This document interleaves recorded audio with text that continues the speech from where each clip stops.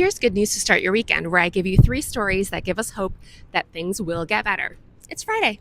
Yay! Also, she's giving Meredith Blake vibes today. First, after roughly 9 months deployed, including more than 200 consecutive days at sea, the aircraft carrier USS Abraham Lincoln and its roughly 5,000 sailors and Marines are heading back to San Diego.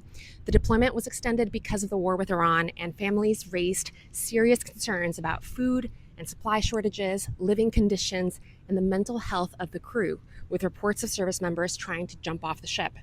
President Trump, in his infinite empathy, said just last week that their deployment was not nearly long enough.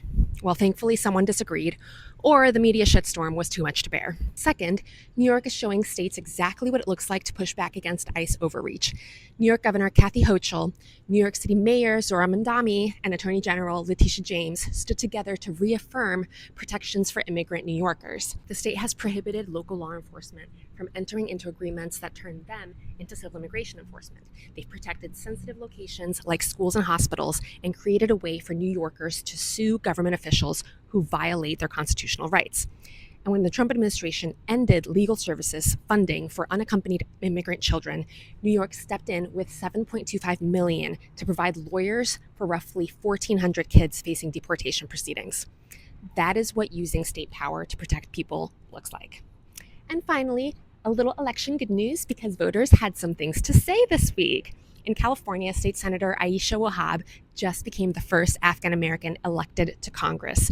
Wahab, who grew up in foster care, won the special election for California's 14th congressional district despite millions in outside spending pouring into the race against her. She'll serve out the remainder of the current congressional term and face voters again in November. And then there's Florida.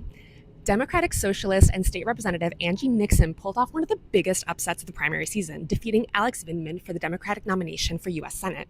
And listen to these numbers. Vindman raised more than $16 million. Nixon raised less than $1 million. She won anyway, 56% to 44%. Now, Nixon faces Republican Senator Ashley Moody in November, and Florida is still a very tough state for Democrats. But whether or not you agree with every part of her platform, there's something pretty encouraging about a candidate proving that money does not automatically get the final word. Voters do. And that's your good news to start the weekend. Go outside, call someone you love, and remember, there are still people fighting, organizing, voting, and occasionally even winning. Happy Friday.